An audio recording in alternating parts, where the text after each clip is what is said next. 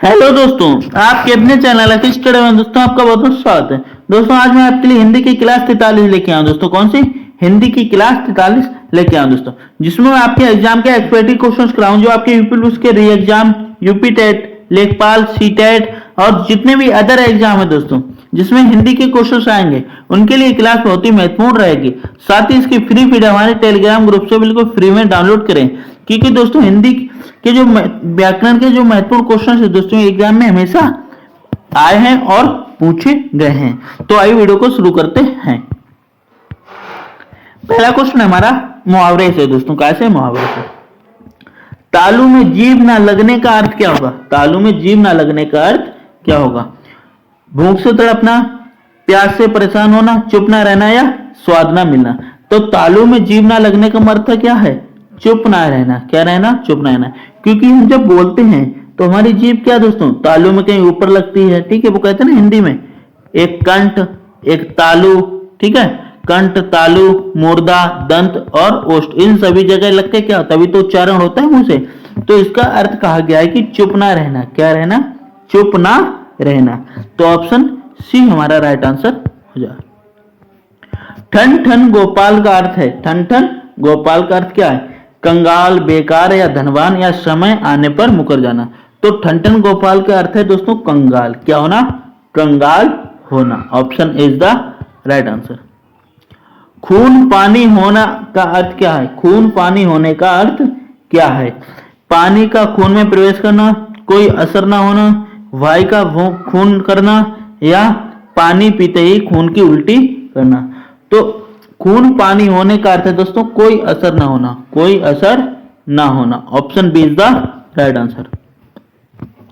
माथा ठनकने का अर्थ क्या है? माथा ठनकने का अर्थ क्या? भयभीत हो जाना, हिम्मत आ जाना, क्रोध आना या अनिष्ट की शंका होना। तो दोस्तों ऐसा ना वो कहते हैं ना माथा ठनक गया दोस्तों। क्या? माथा ठनक गया, यानी वो कहते हैं ना कि मुझे पहले से ही मालूम था कि कुछ गलत होने वाला, मेरा पहले ही माथा क्या ठनका हुआ था। तो इसका सही अर्थ होगा अनिष्ट की आशंका होना, यानी कोई गलत कार्य होने वाला हो उसकी क्या हमें शंका हो जाए दोस्तों, ठीक है। तो option D is the right answer. थाली का बैगन से क्या अभिप्राय है? थाली का बैगन से क्या अभिप्राय है? तो थाली का बैगन अर्थात सिद्धांतहीन व्यक्ति दोस्तों। क्या?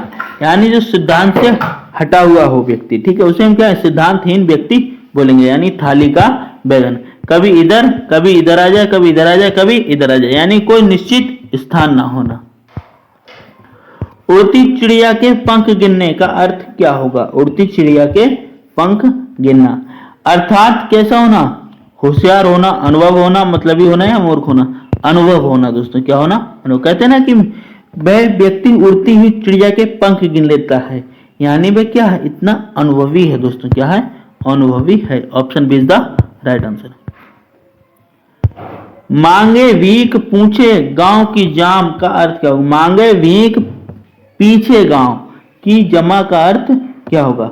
यानी अपनी असलियत भूलकर बात करना। अपनी असलियत भूलकर बात करना। तो ऑप्शन ए ही हमारा राइट आंसर हो जाएगा। कोई इरघाट तो कोई बिरघाट, कोई इरघाट तो कोई विरघाट, अर्थात बार बार कथन बदलना जी नहीं, तालमेल ना होना जी बिल्कुल सही है।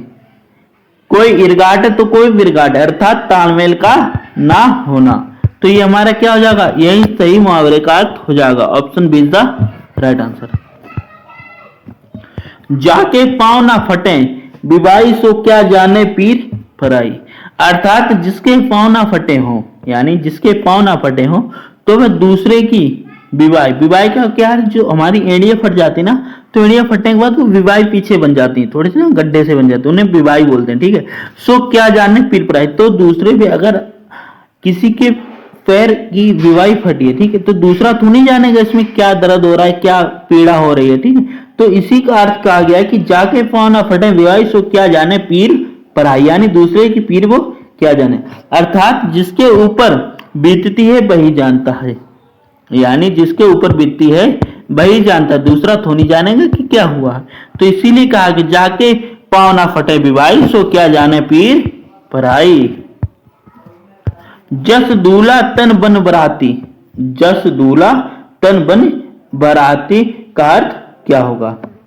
संगठन से ही कार्य सिद्ध होता है? जी नहीं, ये नहीं होगा। सुंदर वस्तु के साथ ही सुंदर वस्तु का मेल होना? बिल्कुल नहीं। सभी साथी एक ही जैसे? जी हाँ, बिल्कुल सही। सभी साथी क्या हो? एक जैसे, यानी जैसा दूल्हा तैसी बारात। तो राइट आंसर हो जाएगा ऑप्शन सी। आडंबर बहुत किंतु वास्तविकता कुछ नहीं के लिए सही लोकोक्ति क्या होगी? यानी आडंबर बहुत है किंतु वास्तविकता कुछ नहीं। ठीक है, अर्थात कहते हैं ना कि आंख का अंदर नाम का नैन सुख जी नहीं। ऊंची दुकान फीका पकवान? जी हाँ, ऊंची दुकान फीका पकवान।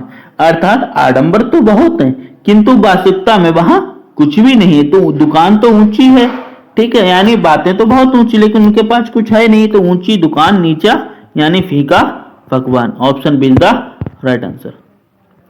चोर चोर भाई, अब यहाँ पे हमें क्या फिल इन द ब्लैंक दोस्तों, क्या फिल इन द ब्लैंक, अर्थात खाली स्थान क्या करना है, हमें भरना है। आइए देखते हैं।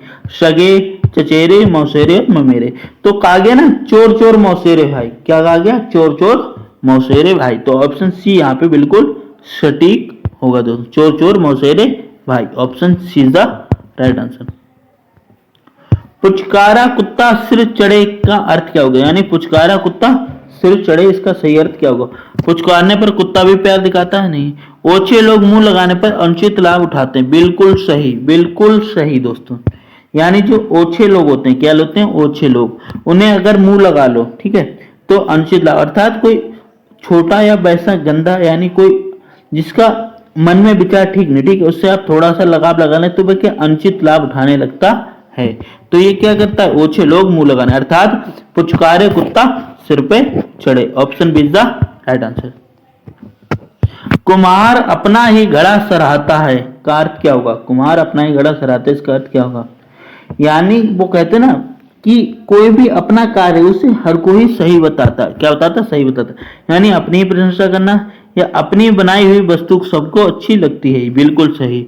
यानी अपने द्वारा कोई वस्तु बनाई हुई है, ठीक है, या कोई कार्य किया गया तो वह सबको ही क्या लगता है? अच्छा लगता है। Option B is the right answer. गए थे रोजा छुड़ाने, नवाज गले पड़े। यानी गए थे रोजा छुड़ाने और नवाज गले पड़े, यानी मुश्किल में पड़ जाना, कष्ट पहुंचना या गरीब हो जाना। उपकार करने के बदले स्वयं को दुख भोगना पड़ना। जी हाँ, अगर आपने कोई उपकार किया लेकिन बदले में क्या उसका मिला? दुख मिला। अर्थात गए थे रोजा छोड़ने और संग में क्या? नवाज गले पड़ गई दोस्तों। उदो का लेना ना मादो को देना का अर्थ क्या? उदो को लेना ना मादो को देना का अर्थ क्या होगा? यानी अपने काम से काम, अपने काम से काम। Option is the right answer.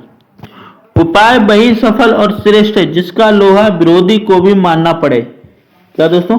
उपाय वही सफल है और श्रेष्ठ जिसका लोहा विरोधी को भी मानना पड़े। अर्थात दोस्तों आधा तीतर आधा बट जी नहीं। चमत्कार को नमस्कार। जादू वही जो सिर चढ़कर बोले। जी हाँ, बिल्कुल सही। जादू वही जो सिर चढ़कर बोले, अर्थात उपाय वही सफल है जो श्रेष्ठ है जिसका लोहा विरोधी भी मानता हो। राम नाम जपना पराया माल अपना। राम नाम जपना पराया माल अपना, इसका सही अर्थ क्या होगा? दान करना? जी नहीं। सर्वज्ञ ज्ञान होना। धोखे से धन जमा करना। बिल्कुल सही, धोखे से धन जमा करना। यानी राम राम नाम जप रहे हैं लेकिन पराया माल, यानी पराई वस्तु क्या? अपना, अपने पास रख रहे हैं, तो धोखे से धन जमा करना। तन पर नहीं लता पान खाए अलवत्ता। तन पर नहीं लता और पान खाए अलवत्ता, ठीक है, यानी क्या करना? बहुत गरीब होना, झूठा दिखावा करना। जी हाँ, झूठा दिखावा करना। Option B is the right answer. गुरु गुड़ चेला चीनी। गुरु गुड़ चेला चीनी का अर्थ क्या होगा? गुरु हमेशा सर्वोपरि होता है, गुरु से चेले का आगे बढ़ जाना। जी हाँ, यानी वो कहते ना गुरु गुड़ चेला चीनी, अर्थात जो गुड़ होती है दोस्तों, क्या गुड़ से बढ़कर क्या होती है? चीनी होती। क्या होती है? चीनी होती है। तो गुरु को थोड़ा सा ही ज्ञान था, ठीक है, लेकिन चेले ने क्या उससे अधिक ज्ञान ग्रहण कर लिया, तो गुरु गुड़ ही रह गया, चेला शक्कर हो गया, ठीक है। या कोई कार्य है, गुरु कम कर पाता, लेकिन चेला उससे क्या अच्छा कर लेता है। ठीक है,